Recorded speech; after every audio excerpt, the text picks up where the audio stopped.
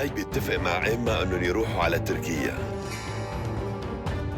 باغدان أول ما بيرجع بيطالع أولغا من الحبس. ليبوشا بتاخدها لآنا وبيروحوا مشان يساعدوا اسكندر، بس الشرطة بتكون مرحلته على السجن المركزي. ألفتينا بتكون متأكدة إنه اسكندر ابن الضايع وبتساعده يهرب من الضابط.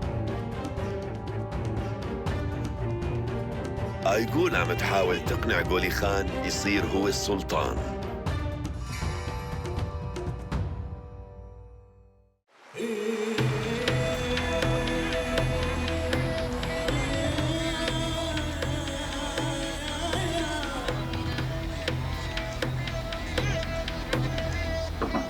تفضل.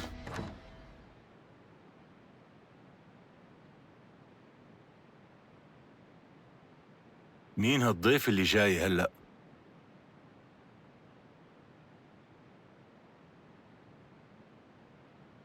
طيب ناديلهم، خلينا نشوف مين.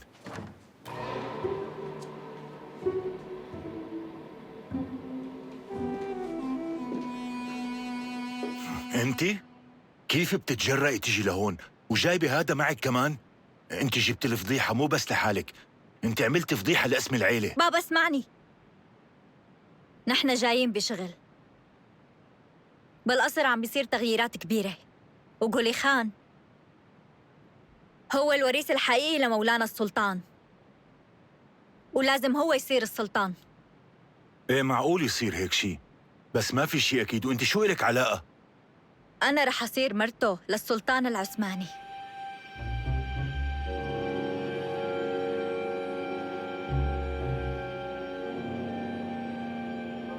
هيك لكان، مو مشكلة.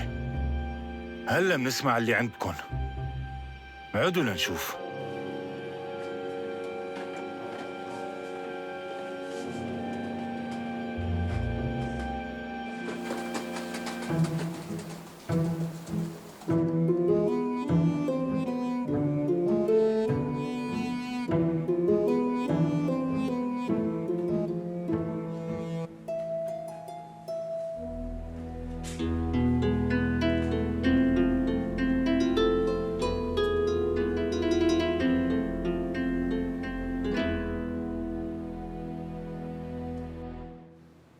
نحن إذا سمحنا لغولي خان يوصل للعرش، ساعتها رح يجيب معه جماعته، ويمكن اثنيناتنا نخسر المناصب اللي نحن فيها لأنه رح يعزلونا. في خيار أسوأ، خايف هن يتهمونا بالخيانة. من شان هيك ما في قدامنا غير إنه ندعم دينيس خانم.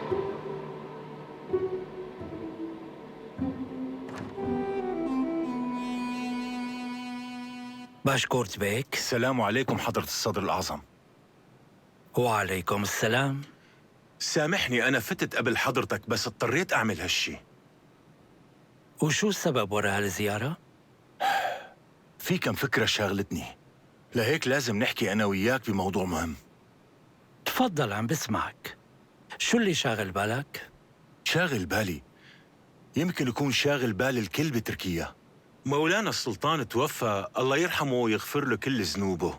لهيك بصراحة إذا حضرتك بتسمح لي ذكرك، حالياً بالقصر ما في سلطة قانونية.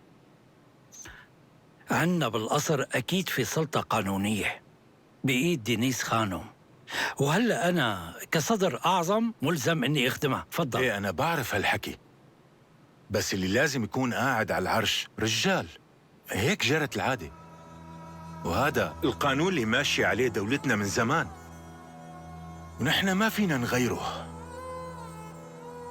الرجال اللي من حقه الحكم هو اسكندر، بس هو اختفى، وبتوقع انه اللي كان وراء اختفائه دينيس خانم. هذا الحكي ما في له أساس. مين بيعرف إذا صحيح؟ بس بموت أمه لاسكندر المسكينة، دينيس على الأكيد في إلها إيد بالموضوع. وأنت شو بتعرف عن الموضوع؟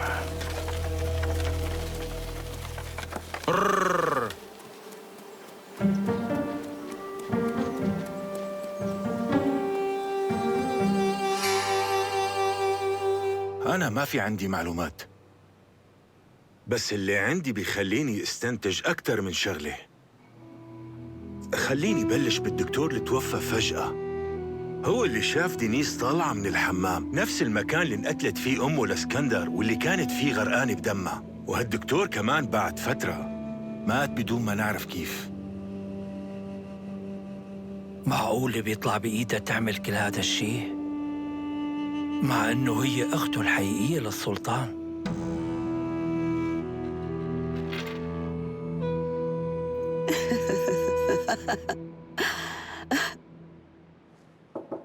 تفضل. يا خانو، نعم. التان بيك صار بالقصر.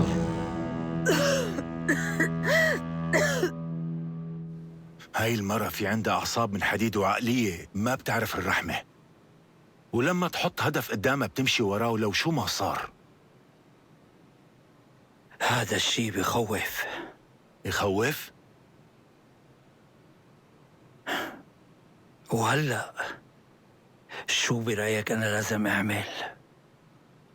يا حضرة الصدر الأعظم، بعرف إنك محتار لأنك بخدمته، بس أنت حالف يمين للسلطان مو لأخت السلطان. وإذا حضرتك بتساعدنا ليوصل غولي خان للحكم، هالتصرف ما رح يكون خيانة لقسمك. بس إذا رح يستلم غولي خان، وقتها رح يتذكر إني كنت عم أخدم عند دينيس خانم، وساعتها رح يطير راسي. لا اطمن، أنا رح أحكي مع غولي خان بيك، وهو رح يقدر لك هالمساعدة ويمكن يكافئك على جهودك. سامحني يا بيك على الإزعاج، بس التان بيك صار بالقصر. شو؟ التان بيك.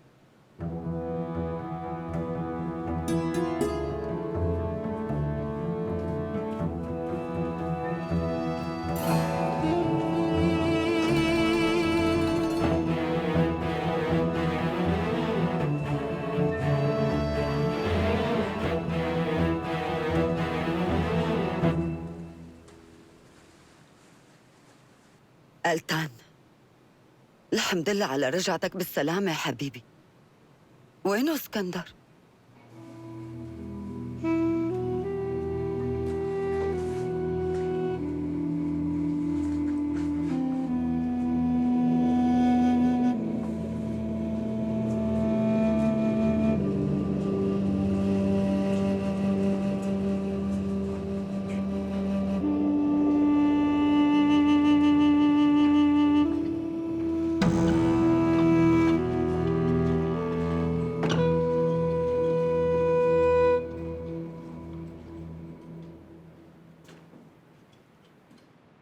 في عندي أخبار حزينة لهالإمبراطورية، لأنه الابن الوحيد ووريثه للسلطان سليم اسكندر بيك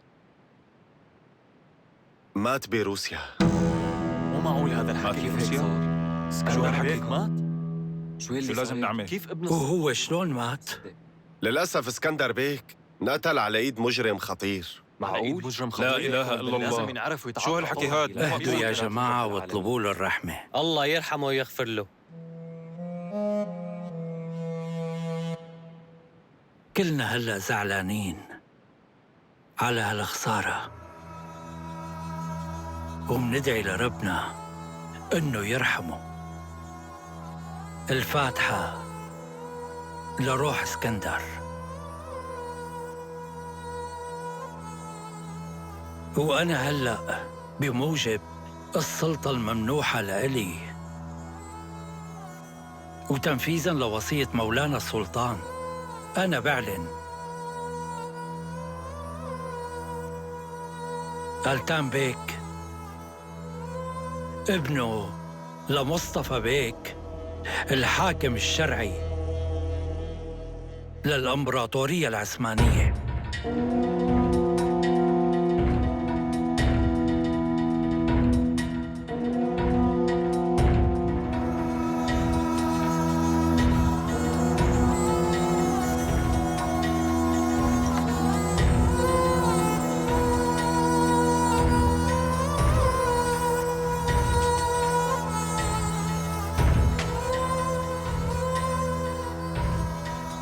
دينيس خانم.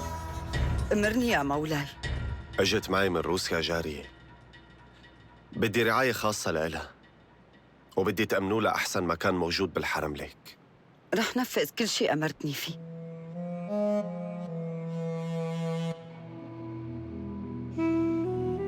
بهالحركة الشاه رح يموت.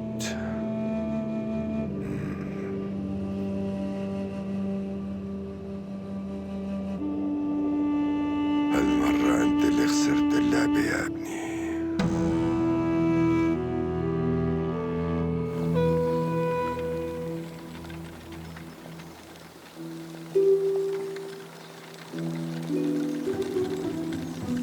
أنا بالأخير رح تكون إلي، وبكرة بتشوف كيف. ما رح أتنازل عنها لهذا الغبي أبداً، لو شو ما صار. ايه فهمان كل شي عم بتقوله، بس المهم هلأ أنها تطلع من هداك المكان. إيه بس هي طلعت امبارح طلعوها. كيف؟ هي شلون طلعت؟ بجهود هالعبد الفقير اللي قدامكم. طيب وينها؟ هي بالفندق عند الست كوفشنكن. العفو منك، قصدي كاليفانوف.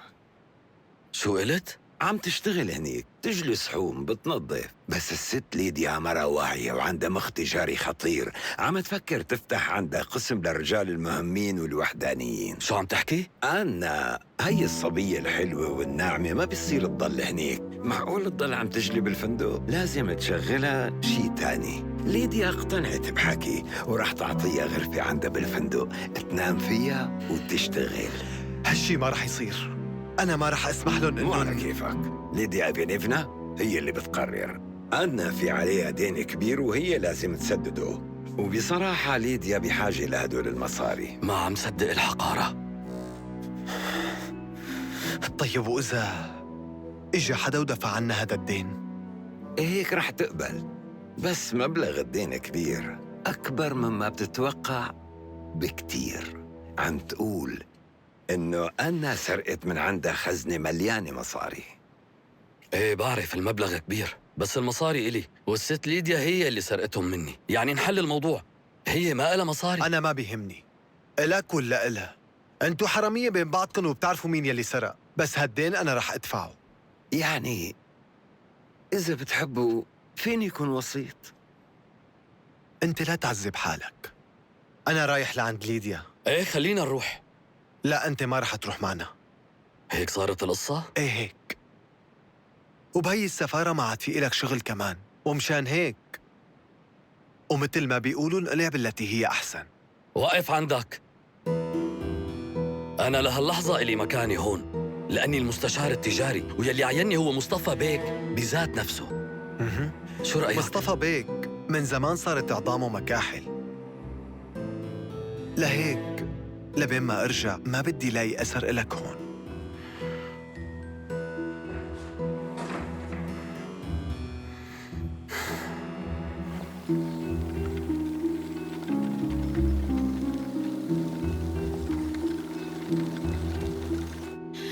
على هديك الطاولة قاعدين ناس مهمين، وانت لهلأ تاركهم ناطرين. بس يا ست ليديا ما صار لهم دقيقة لا تاخد واصلين. وتعطي معي. إذا مفكر ما فيني أجيب غيرك، أنا بلحظة ببدلك ب10. أهلاً وسهلاً يا أكابر. في حجز ولا لا؟ مو حاجزي عنك. في عندك هون صبية اسمها أنا. عم تشتغل؟ عم تجلي الصحون. مشان شو؟ جاي ادفع لها ديونها. طيب ليش واقفين؟ تفضلوا ارتاحوا. يلا قعدوا، أهلا وسهلا. خوما جيب للضيوف شي يشربوه، يلا بسرعة.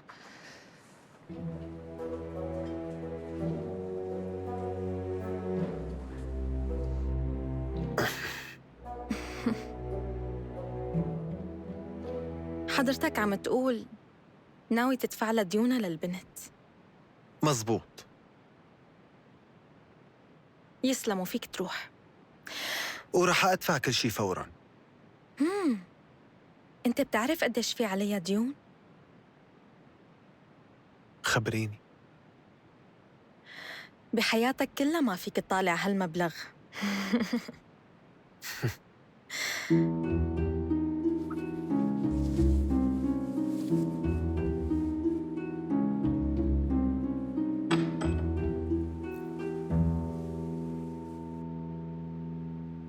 كتير حلوة هالقطعة. عن جد قطعة رائعة.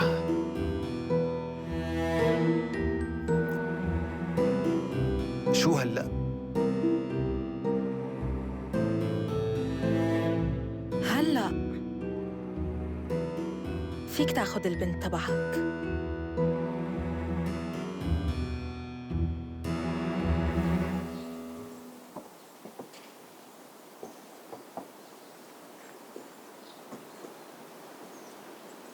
مبروك عليك. امشي يلا. شكلك كتير مبسوطة. ايه؟ ايه بس من الواضح انك نسيتي اتفاقنا. شو يعني؟ يعني إله نصه يا ست ليديا حسب الاتفاق. شو يعني لازم قصه هلأ؟ ما بعرف شو بدك تعملي، بس اللي أوله شرط آخره السلامة، ولولا تعبي ما كنت بحياتك أكيد شفتي لا. هالشي. ما بدك؟ اتركني. بدي حصتي ما أو باخد تلمسني، بعد الخاتم عني. كله. عم بيترو تفهمي؟ بيترو بترجاك تساعدني. تعال شوف هالحرامي شو بده مني. أكيد أنت ما رح تخليه يسرقني. أنا بضل مرتك ورح تدافع عني قدامه.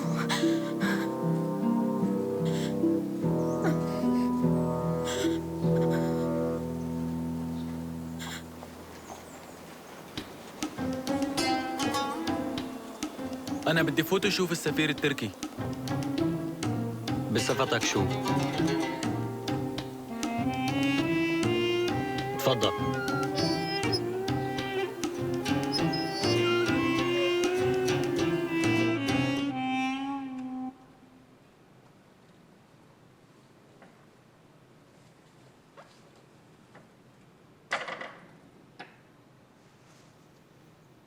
شو عجبتك الغرفة؟ عجبتني. هلأ هاد صار بيتك وأنتي صاحبته.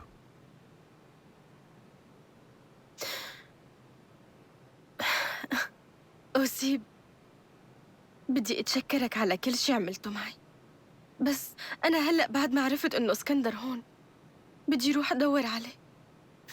رجعنا لقصة اسكندر. أنا مشان شو ساعدتك؟ مو مشان تصيري مرتي؟ أوسيب اسمعني شوي. أنا ممنونتك على مساعدتك إلي، بس صدقني ما بقدر. ما فيني، ما بقدر. ما بدك تكوني مرت مندوب السفير؟ اسمع مني، مو المشكلة مين أنت. أنا مستحيل أتخيل يصير بيناتنا هالشي. هاي كل القصة.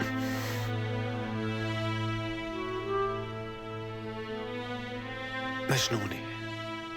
يعني أنا رحت وطلعتك من هداك الفندق ودفعت لك ديونك لتعملي معي هيك؟ ليش هيك عم تعمل معي؟ كان لازم تقدري كل شي عملته مشانك. تركني بحالي. لما بقول لك انت رح تكوني إلي معناها رح تكوني إلي. مين؟ عفوا يا بيك، عندك ضيف. روح هلأ.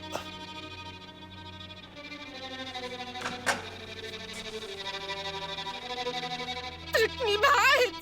فوتي لهون لأرجع. أنا ما بدي ضل هون. فوتي.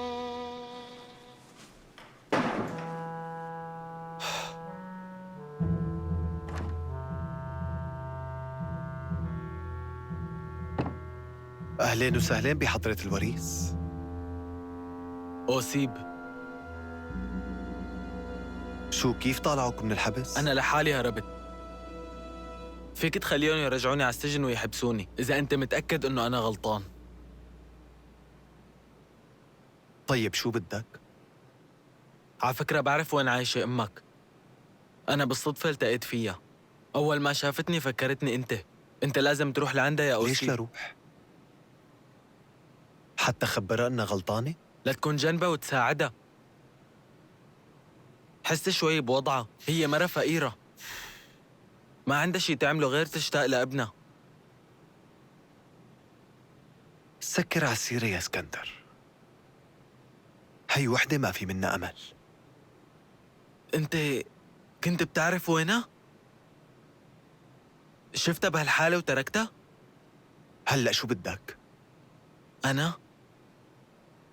لو كنت بعرف إنه أمي لسه عايشة كنت بروح لعندها لو كانت بآخر الدنيا كرمال أعطيها كاسة مي إذا عطشت.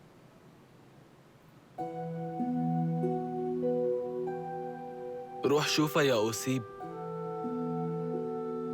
روح، صار لها سنين قاعدة عم تستناك. هي رح تموت من الزعل عليك.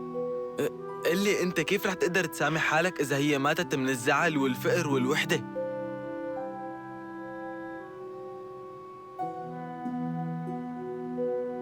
وخاصة أنت هلأ صار في عندك عروس. شو قصدك؟ هالشي واضح يا يوسف، أنا شفت كل شي. إذا هي اختارتك أنا ما رح وقف بطريقكن أبداً.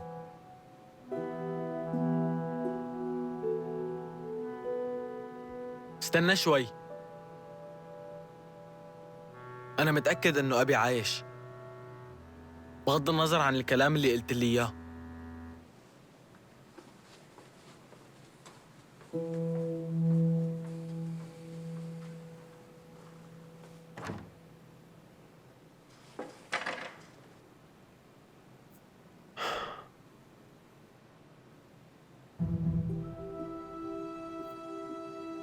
أنا اطلعي، يلا اطلعي لا تخافي.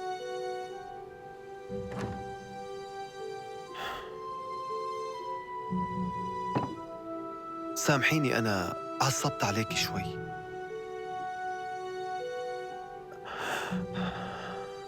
بدي أسألك، أمك لساتها عايشة؟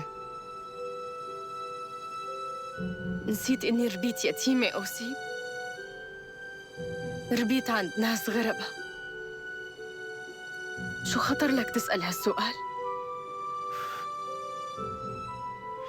طيب وإذا أنت عرفتي إنه أمك عايشة بس هي كانت وحدة مجنونة وشحادة؟ إيه وشو يعني؟ المهم تكون عايشة.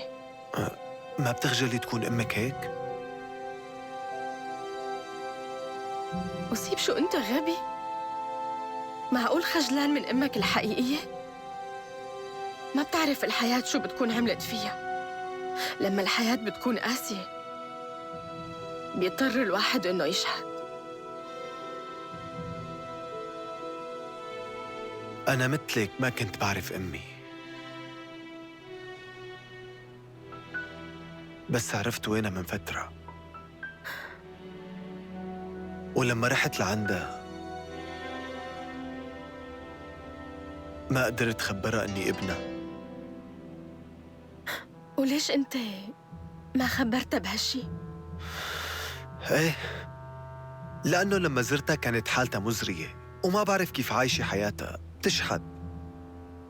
استحيت فيها لهيك تركتها. أوسيب ليك اسمع مني، لازم تروح لعندها. روح هلأ وبتشوف كيف رح تتغير مشانك. لا، مو مستعد.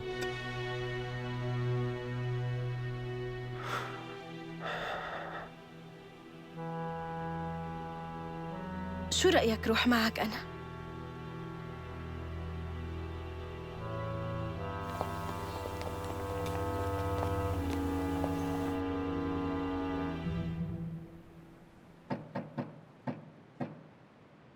تفضل.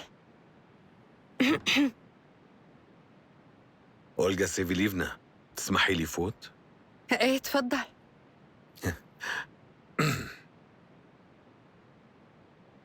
هلا أنا ما بعرف شو نوع الورد يلي بتحبيه فجبت هدول. يسلموا ايديك. شو المناسبة؟ في شي عيد اليوم؟ ايه في عيد. أولغا سيفيليفنا، أنا ما فيني طول كتير لأنه عندي شغل بالمركز. صاير مشاكل كتير بغيابي. بس اجيت لقلك اشتقت لك وكأني غايب عنك عمر. وأنا كمان اشتقت لك. تسمح لي وقف لوضعك؟ أولغا ارتاحي، ما لازم تقومي، لهيك خليكي نايمة وما تتحركي.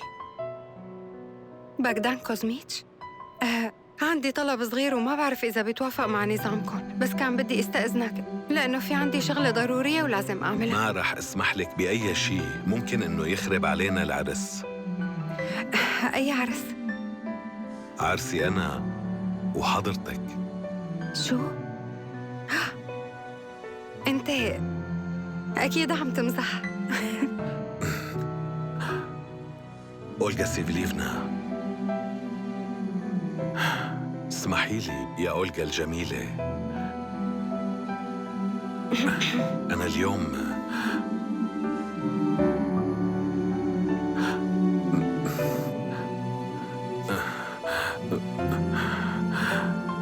شبك شو في؟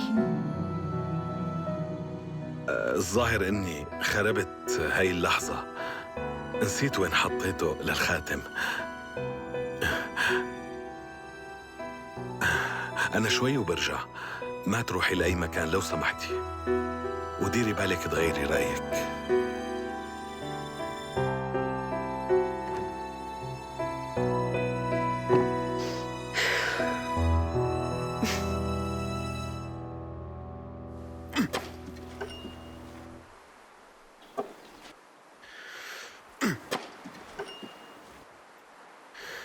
مرحبا فيودور.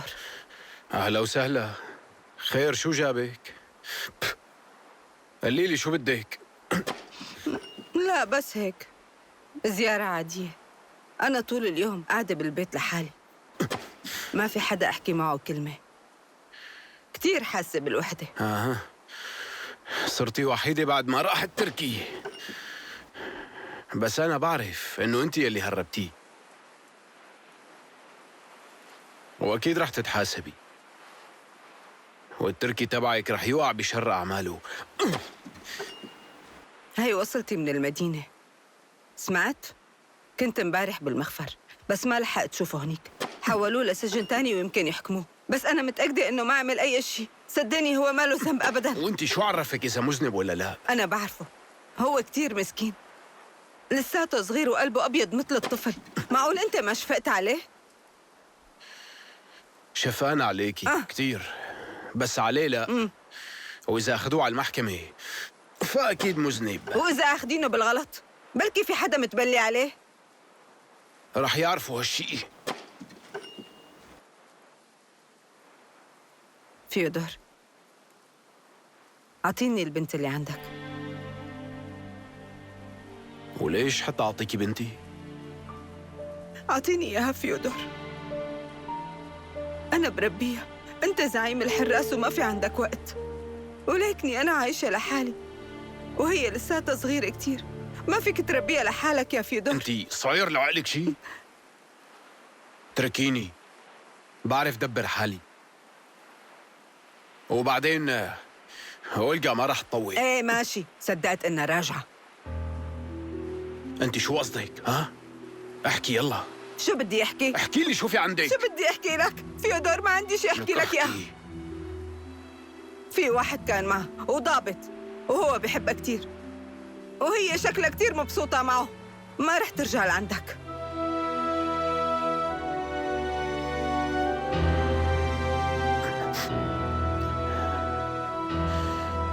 كان لازم تعمل هيك.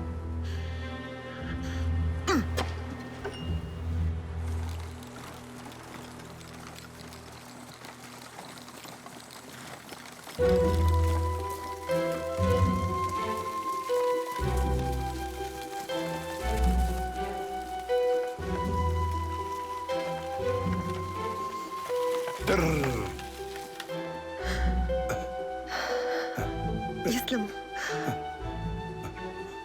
وهاي غراضك. شكرا لك.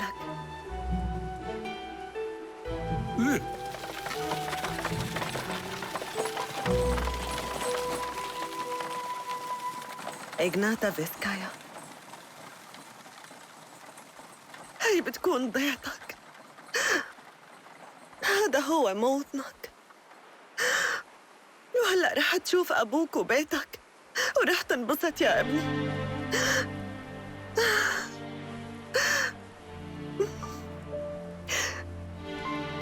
أكسانا، مرحبا خالتي، وأخيراً رجعتي على بيتك. فيودور، أنت من يومك عسكري، صدقني ما رح يطلع بإيدك تربي البنت لحالك. فيودور فكر بالموضوع، أعطيني إياها وأنا بعرف كيف ربيها. فيودور، فيك تيجي كل يوم وتشوف البنت بس هي بدها حدا تاني يهتم فيها منيح. شو فيك تعمل إذا أمها الحقيقية مو معك؟ ما رح أعطيكي بنتي لو شو ما صار. أنا هيك بدي ربيها لحالي. يلا انقلي من هون. رح روح. يا ويلي.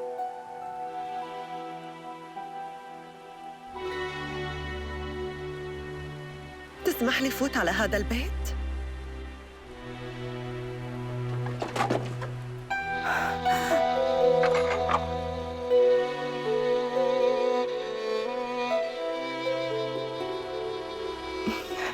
كيفك أكسانا؟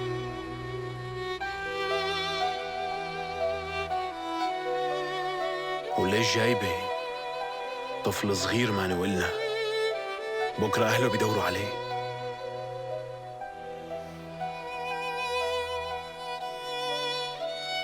هذا ابني أنا وياك فيودور.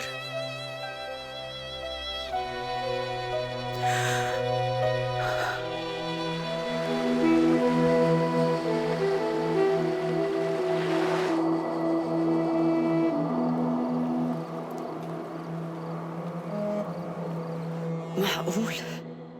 مو مشكلة إلا ما يجي وقتي. بكرة كلهم رح يحتاجوا لي. بكرة منشوف. تفضل.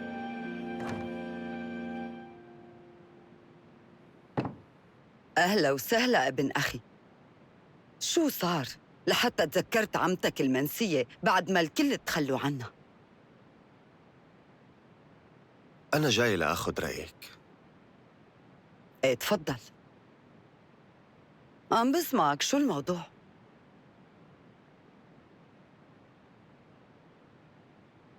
الجارية اللي وصيتك تهتمي فيها هلأ حامل. وحسب ما فهمت إنه مو بقيان ولا دكتور بالقصر. الدكتور شوتاف بالسجن، هيك خبروني، ومتهم بتهمة خطيرة. ايه خطيرة. هو في له ايد بموت السلطان. ما بدي اتجاوز القانون، بس نحن من حقنا إنه نسمح للدكتور شوتاف يطلع مشان يفحص الجارية. حتى لو قدرنا نطالعه شي نص ساعة ممنوع إنه يلمسها، لأنه هو لساته رجال.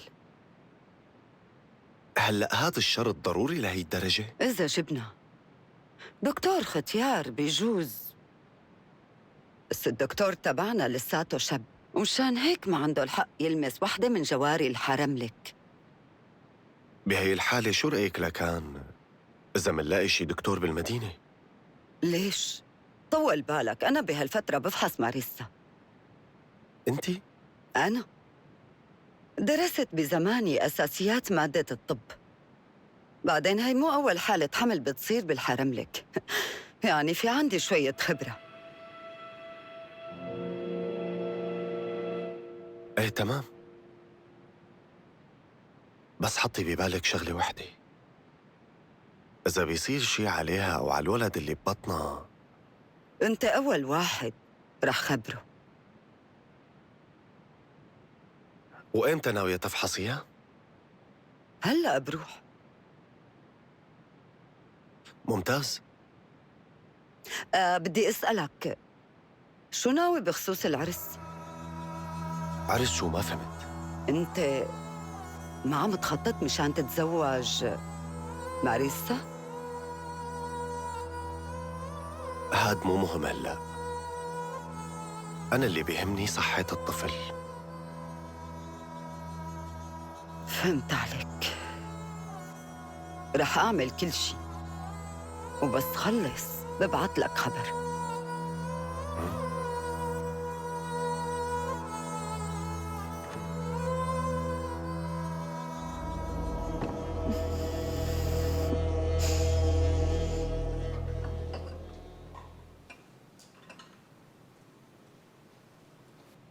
يلا احكي لنا، عن جد انتي ناطرة ولد من آلتان باشا؟ عن جد انك محظوظة. آلتان شاب حلو كتير، وبيقولوا انه هو تربى مثل ما بيتربوا الانكشاريين. ايه صح، بس الانكشارية التغت من زمان. لكن هو آخر انكشاري. اوه، هدول في عندهم قواعد صارمة. بس ما بتوقع يلتزم بهالقواعد. رح يصير سلطان، وإذا بيتزوجك أنت رح تصيري السلطانة. وإذا ما تزوجني؟ هلأ إذا ما تزوجك رح تكون مكانتك عالية بعد ما تجيبي له الولد. احكي لي، كيف قدرتي تلفتي انتباهه؟ بحياته ما طلع على وحدة منا. بس بدي أفهم شو اللي عجبه فيها. كان في قبلها وحدة روسية، بس هديك كانت أحلى منا. معناتها هو بيحب البنت اللي شعرها قصير. ايه مو مشكلة، أنا بكرة رح أعمل موديل شعري قصير مثله. وقلتان باشا رح يطلع بوحدة مثلك؟ بكرة لما يبين بطنه منشوف شو رح يعمل. أنت حدا عنده حظ حلو، على شو بتضلي مكشرة؟ أنت هلأ لازم تحاولي تطلبي منه يجيب لك كل شي بدك إياه. عم تفهمي؟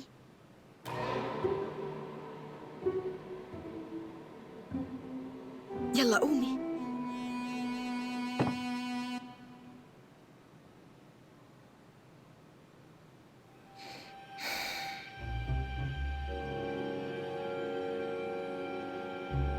ماريسا،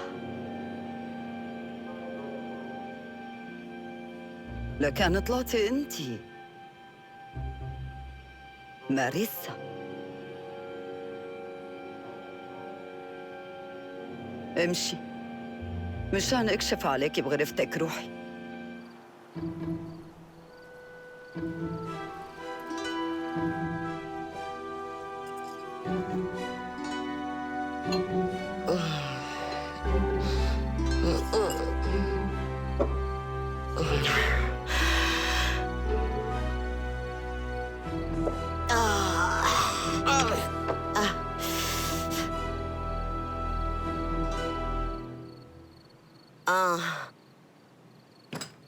ابني، فكرتك ما رح ترجع لهون. ابنك عن قريب رح يرجع لعندك، وهي من اليوم ورايح ما بدك إياها. بس أنت ابني. لا، ابنك أنت اسمه أوسيب، مو أنت اللي قلتي لي شو اسمه؟ وبتركيا بينادوا له يوسف. أنا بعرفه، كان بيشتغل عنا بالقصر، وفي مرة أنقذ لي حياتي. من وين عم تخترع لي هالقصص؟ ما عم اخترع شي. هلأ ابنك شاب كتير منيح، وأنا متأكد رح يرجع لك. أنا أجيت أحكي لك عنه مشان تقدري تستقبليه. أنا بعرف إنك ابني وعم تضحك علي بهالقصة. لا يا خالة، قومي نامي وارتاحي شوي.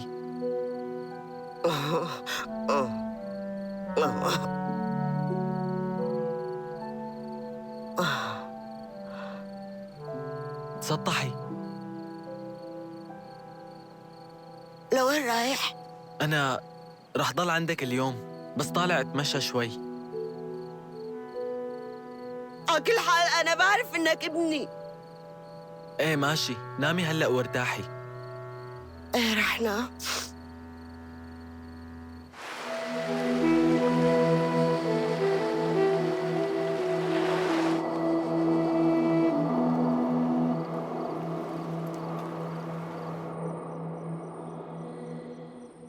وبعدين هاي اللعبة كمان خلصت. اسكندر امتى ناوي ترجع لهون؟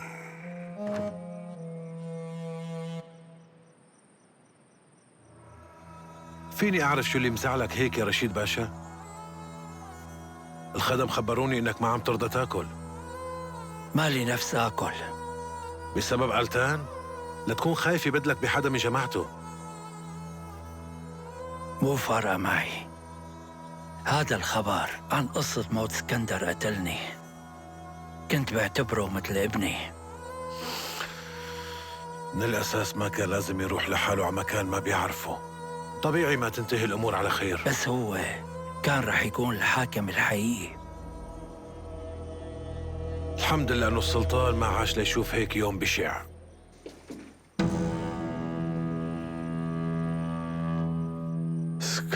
اسكندر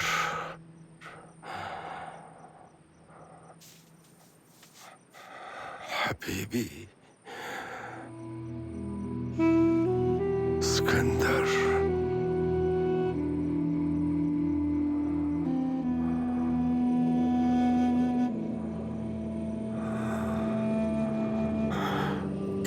هيك اسكندر مات، هلأ ما عاد عندي أمل. ما في أمل، ما عاد في شي مهم، خلاص.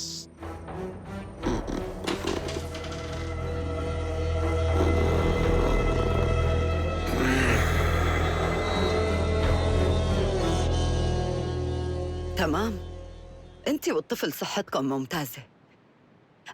بس ديري بالك، أوقات ببدايات الحمل يمكن يروح الولد بكل سهولة. طيب انت ليش عم تقولي لي هذا الحكي؟ أنا بس بدي تعرفي هالشي مشان تفكري أكتر، لأنه اللي بعرفه إنه آلتان بده هذا الولد ابن إله. وأنتي رح تصيري محبوسة بالحرم لك، والطفل يلي ببطنك بيولد هون وبيتربى، ولبين ما يكبر بياخد دروس عند المعلمين، وما عاد بيجي على الحرم لك إلا بالنادر. قولي لي من الآخر، شو اللي بدك إياه؟ أنا بدي ساعدك. إيه، أنا حابة ساعدك. لساتني ما نسيت كيف ربي اسكندر وكيف كانت أمه المسكينة تتعذب. حرام تتعذبي يا ماريسا. أنا بقدر ساعدك إذا ناوية تنزلي هذا الولد. آلتان رح يتركك، وما في حدا رح يعرف على شو هو ناوي.